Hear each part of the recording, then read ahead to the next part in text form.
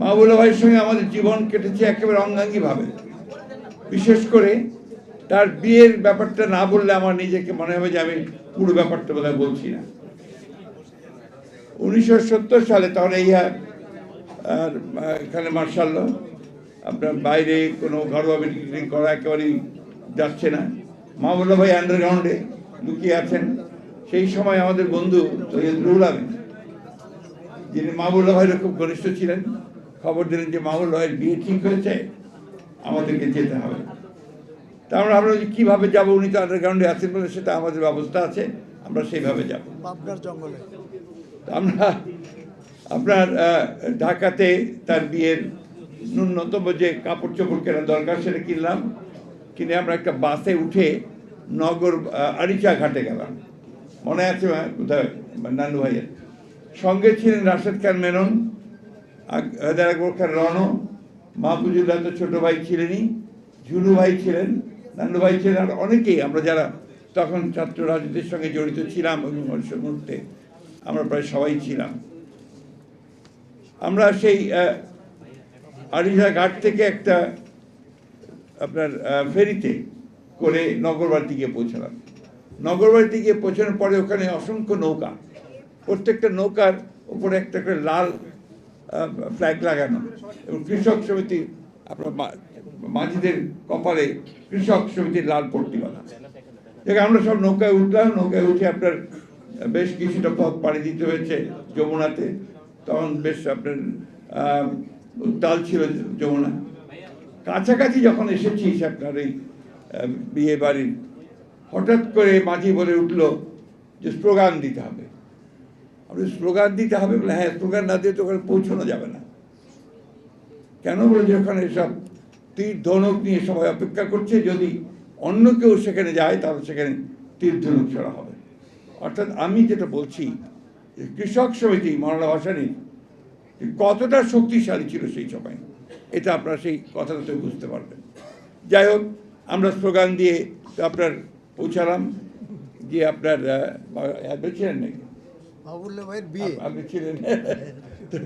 যাই হোক, আমরা আপনার সেখানে পৌঁছানোর পরে দেখলাম যে বাংলাদেশের একজন বিখ্যাত মানুষ, যিনি ভাষা আন্দোলনের ভাষামতী হিসেবে পরিচিত, তিনি কোমরে গামছা বেঁধে তিনি আমাদের রিসিভ করছেন, এবং তার পাশেই তার সহধর্মিনী, তিনিও আঁচল কোমরে বেঁধে নিয়ে তিনি সবাইকে রিসিভ করছেন। আমরা প্রায় 100 জনের মতো ছিলাম বোধহয়। আমরা গিয়ে পৌঁছানোর পরে আমাদেরকে বাইরের ঘরের মধ্যে আরও অনেকগুলো ঘর ছিল, সেখানে রাখা হলো।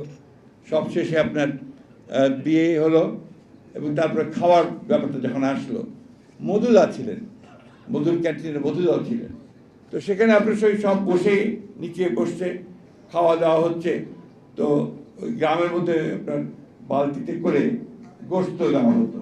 তো এই বালতিতে করে আপনার গরুর গোস্তের একটা বালতিও ছিল। তো মধুদার সামনে দিয়ে নিয়ে এসছে, কে যেন বলে উঠলো, যাই মধুদাকে দিও না, ওটা দিও না। মধুদা আরে দেবে না মানে কি, আমি তো ওটা খাওয়ার জন্য এখানে এসেছি। আমি এই কথাগুলো বললাম যে একটু হালকা করে কথা বলতে চাই, যে পরিবেশটা কি ছিল তখন।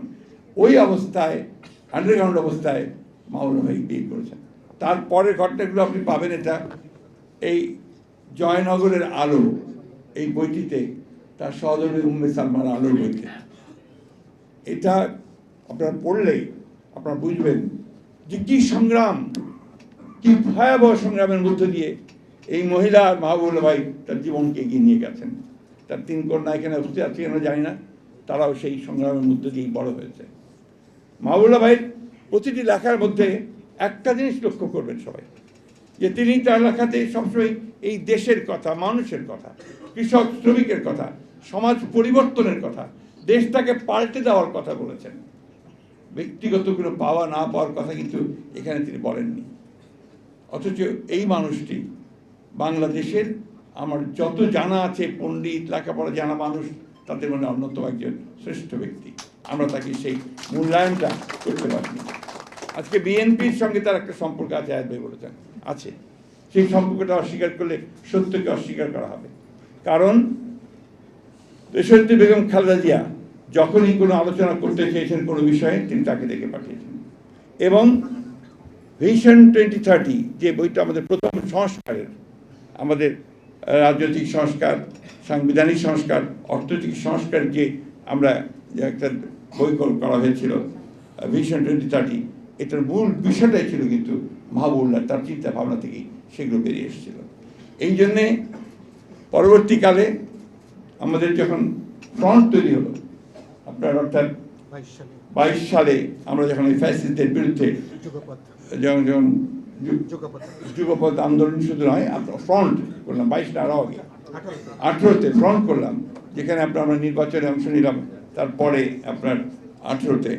সেই সময় কিন্তু অন্যতম প্রধান ভূমিকা পালন করেছেন মাহবুবুল্লাহ, জাফরুল্লাহ ভাই, এরাই কিন্তু মাহবুবুল্লাহ প্রধান ভূমিকাগুলো পালন করেছে। অর্থাৎ এই দেশকে একটা গণতান্ত্রিক রাষ্ট্রে পরিণত করা, এই দেশকে একটা আপনার এই যে আমরা বলি যে বৈষম্য বিরোধী একটা অর্থনীতিতে পরিণত করা, সাধারণ মানুষগুলোর অধিকারগুলোকে পৌঁছে দেওয়া, তার ভোটের অধিকার পৌঁছে দেওয়া, একটা গণতান্ত্রিক একটা আধিপত্যবাদ বিরোধী এবং একই সঙ্গে আপনার একটা সামনের দিকে এগিয়ে যাওয়ার একটা জাতিতে পরিণত করার ক্ষেত্রে মাহবুবুল্লাহ যে অনবদ্য ভূমিকা রেখেছেন, সামনের সারির ভূমিকা রেখেছেন, এটা কখনো অস্বীকার করবার কোনো উপায় থাকবে না।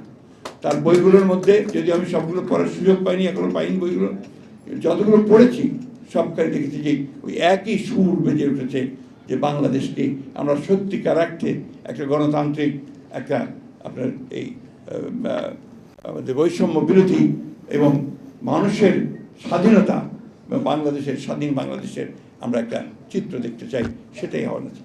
আজকেও আমি মাহবুবুল্লাহকে আবার ধন্যবাদ জানাতে চাই, তার আজকে জন্মদিন, সেই জন্য শুভেচ্ছা জানাচ্ছি। এবং আজকে আরেকজন মহিষী মহিলা, যিনি এই দেশে এই আপনার উপমহাদেশে মহিলাদের জাগরণের ক্ষেত্রে, বিশেষ করে মুসলিম জাগরণের ক্ষেত্রে সবচেয়ে বড় ভূমিকা পালন করেছেন, বেগম রোকেয়ারও জন্মদিন। এবং একই সঙ্গে মাহবুবুল্লাহ ভাইয়ের দ্বিতীয় মেয়ের জন্মদিন। তো আমরা তাদের শুভেচ্ছা জানাচ্ছি এবং প্রত্যাশা করছি যে তাদের এই জন্মদিনগুলো আরও অনেক দিন আসুক আমাদের জীবনে। এবং মাহবুবুল্লাহ ভাই তার পাণ্ডিত্য দিয়ে, তার বুদ্ধিমত্তা দিয়ে, তার অভিজ্ঞতা দিয়ে তিনি বাংলাদেশের রাজনীতিকে এবং অর্থনীতিকে আরও সহায়তা প্রদান করবেন, এই আশা আজকে আমি ব্যক্ত করছি। এবং সকলকে আবার আহ্বান জানাচ্ছি, যে কথাটা মাহবুবুল্লাহ ভাই বলেছেন, আমাদের সেই একই কথা, যে আসুন 24 জুলাই আন্দোলনের মধ্য দিয়ে আমরা যে বিজয় অর্জন করেছি, আসুন সাইফুল ভাই বলেছেন আমরা সবাই মিলে সেই বিজয়টাকে সুসংহত করি।